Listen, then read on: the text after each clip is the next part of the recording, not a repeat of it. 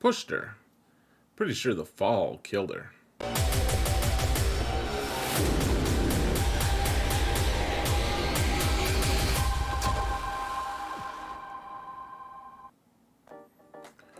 Hello everyone and welcome to another episode of Xerath Prevails. We're going to talk about farming Datacrons versus farming Profundity and other long-term characters today, guys. And what we're going to do on my Professor X account, which is my alt account, because planning on that account is actually still a lot of fun trying to figure things out. So don't forget to leave a thumbs up and all of that help us mount the algorithm. And beyond that, folks, let's actually go to the game right this minute.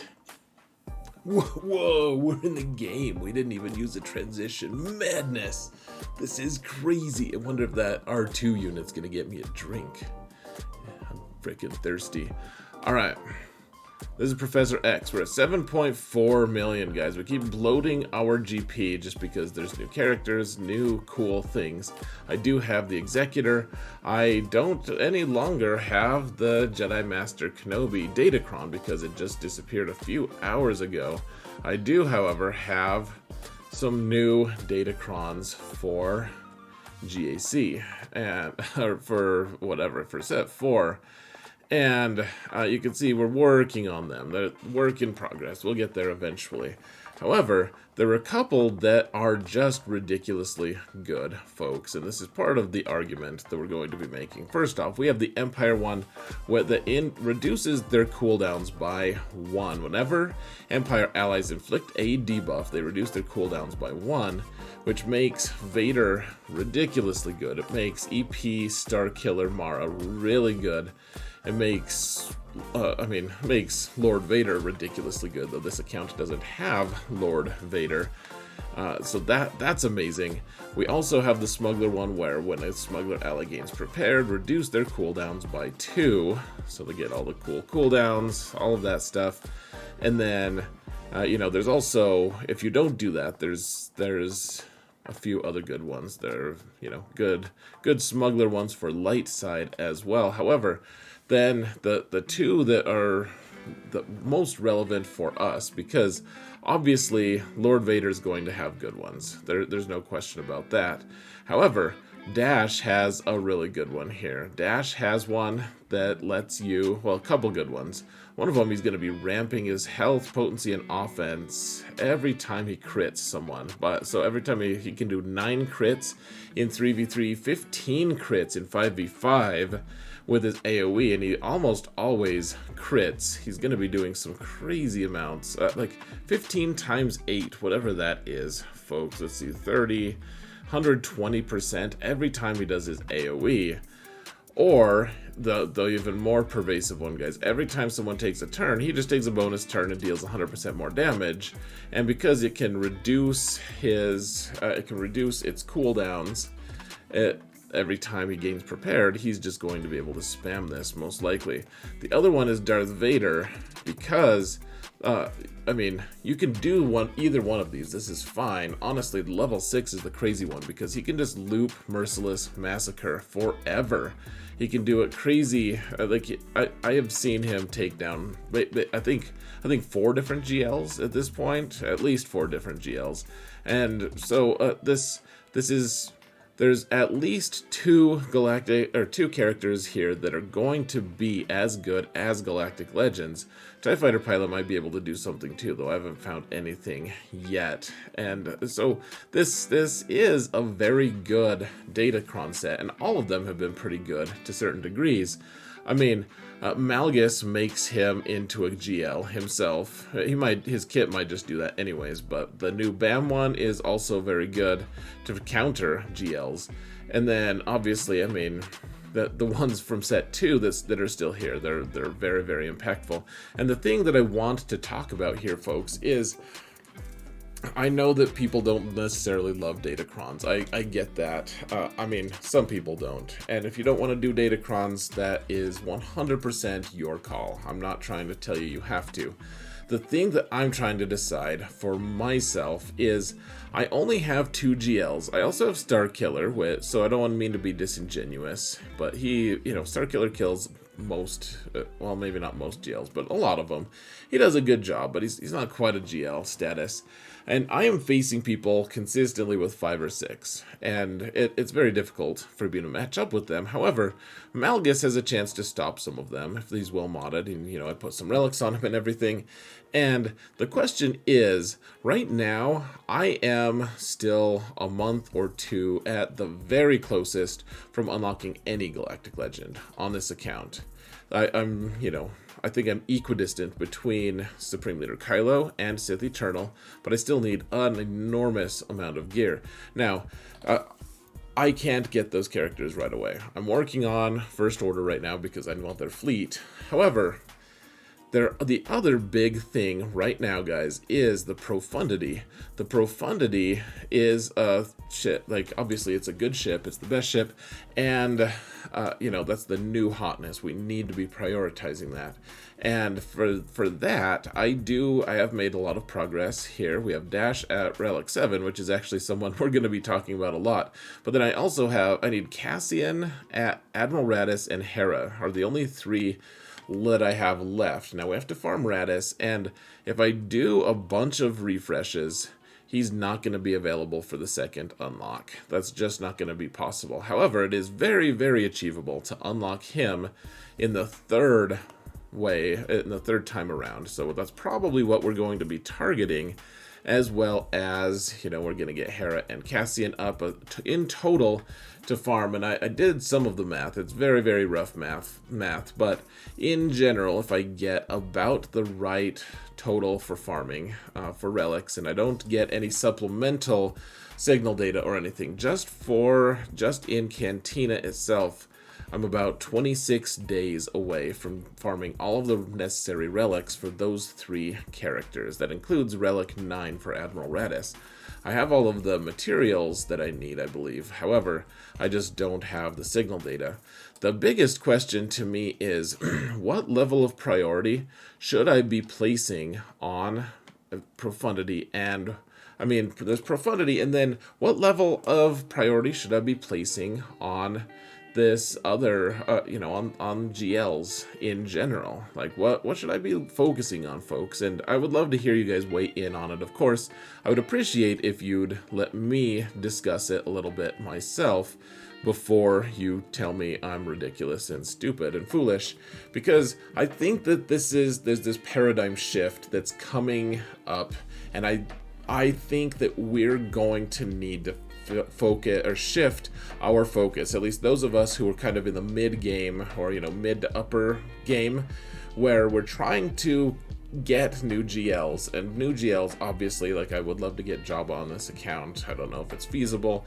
We're gonna have to see that last batch of requirements, etc. But we want to get GLs because they're permanent. That's wonderful. They're, you will always hold some value, versus Datacrons, which are temporary, and I know they're temporary, and people disdain them for that. However, they make an undeniable difference and impact on our rosters, at least in the short term. And at this point, it's 4 total months that Dash is going to be overpowered. It's difficult for me to distinguish, like, Dash is already a good character anyways. It's not like I don't want to work on him. It's not just that the Datacron is a turd polisher.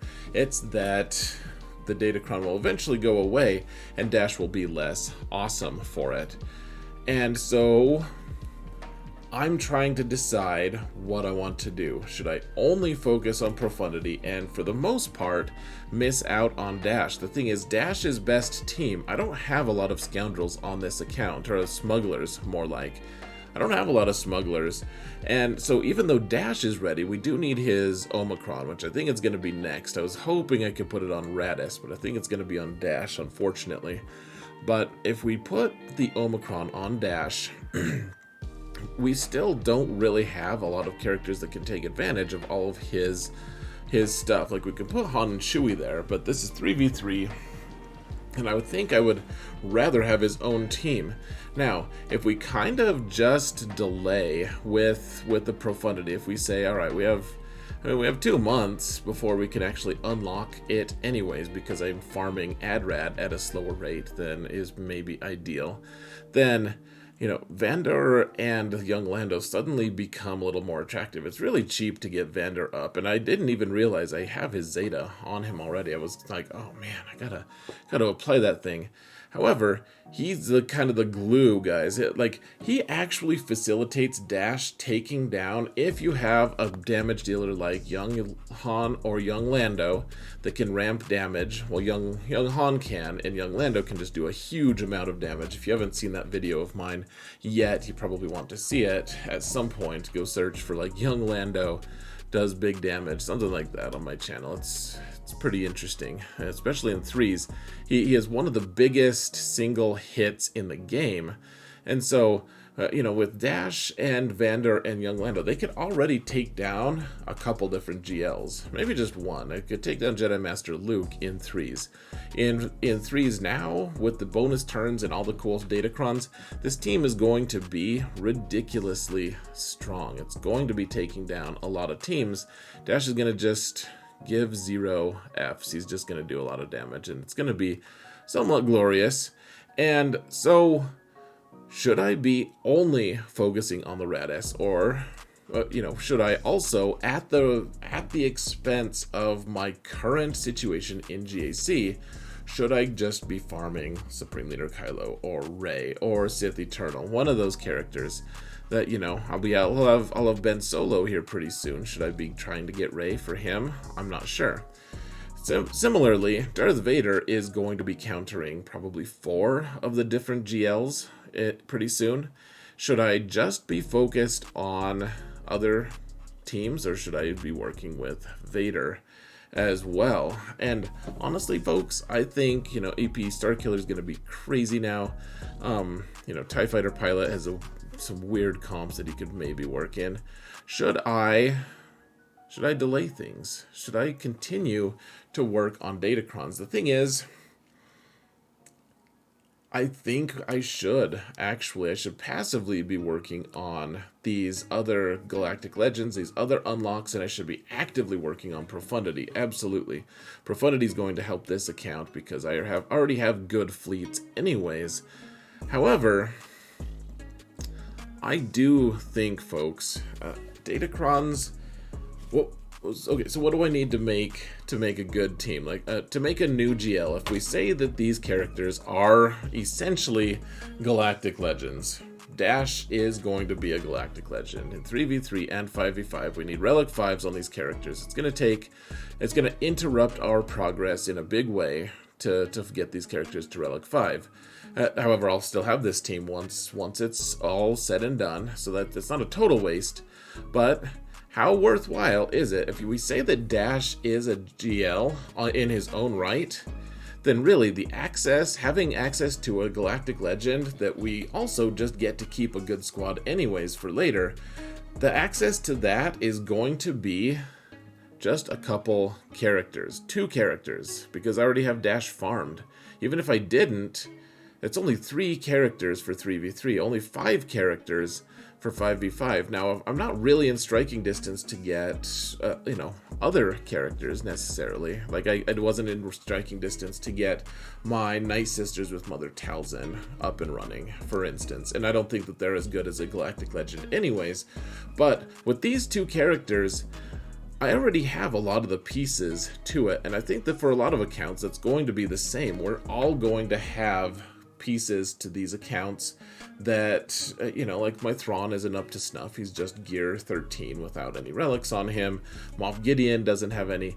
However, if these characters are what unlocks the big character and makes it so that you have your own Galactic Legends, and you only have to, like in this case, it's 3v3, and I know it's a little bit cherry-picked just because it's 3v3, so it's fewer characters, but if all I have to do is relic up 4 characters and put some gear on 3 of them, isn't that worth delaying Star Killer Supreme Leader Kylo for I don't know how long it takes. I mean, from Relic 0 to 5, I think it costs, what, 4.5 days. And from Relic 0 to 7, I think it takes somewhere around, I don't know, was it 10? Was it 7? I forget. I was looking at all the math and everything. It takes a while, of course. But, you know, to Relic 7 especially, because you start having to get that flawed signal data. And it takes a while to farm it. However, I think that chasing within the construct of your own roster, I think chasing Datacrons is actually, because it's cheap, like you don't have to spend money on the Datacrons really to farm a couple of them. If you want to get a lot of them, it costs money, but otherwise, I mean, I have all these for free. Like I buy the $10 Conquest Pass is all I do on this account, and I have all of these. It's not like there's so many of them. We just got rid of one of them, though, and it won't be hard to get a couple of these to level 9. The ones that I care about. I can get Dash and I can get Vader. And really, because we're going to be farming it for 2 months, I'll probably be able to get, at the very least, I could probably get TIE Fighter Pilot, maybe Veteran Han as well. And Veteran Han, we may as well just throw him in the mix because, hey, he's going to be an unlock for Supreme Leader Kylo anyways. I think that's the direction I'm going to be going with this, folks. I got Malgus' Datacron, and he gets hold sometimes. Really, I mean, he doesn't. Usually people just use one of their 20 million GLs on him, and he just goes away. I'm thinking of taking him for offense, actually. And, you know, that's our secret, though. Shh. So, let me know what your thoughts are. Are Galactic Legends the new... are Datacrons the new Galactic Legend? I kind of think they are, folks. I mean, you can't... would I love to have Rey on this team and then also be chasing Datacrons? Sure. Yes, that would be ideal. Same with Supreme Leader Kylo. You can't really replace a fleet, so Profundity needs to maintain a high level of priority. However, I think that going on these little detours to get Datacrons that are going to work for us and make us into a stronger account, even if it is for only a third of a year, it's still, I mean, it's a third of a year. That's a decent amount of time. And then I still have the squad available afterward. And then I can hopefully chase the next Datacron, and then slowly be working on my other GLs in the background. I think that's going to be the new way to do things for these mid-range accounts, mid to late game accounts. So I would love to hear what your thoughts are. I know that some of you will say you hate Datacrons and all of that, and I get it. For those of you who don't hate Datacrons, or those of you who have chosen to engage in Datacrons, even if you hate them, what are your thoughts? Should we be chasing them instead of Galactic Legends? Should we just go for Galactic Legends because they're permanent and just take it up the chute? Yikes.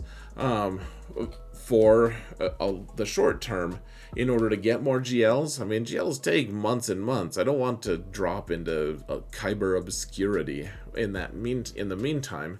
We just got Kyber 1 for the first time on this account. So, I mean, with only 2 GLs, we're still chasing the big accounts.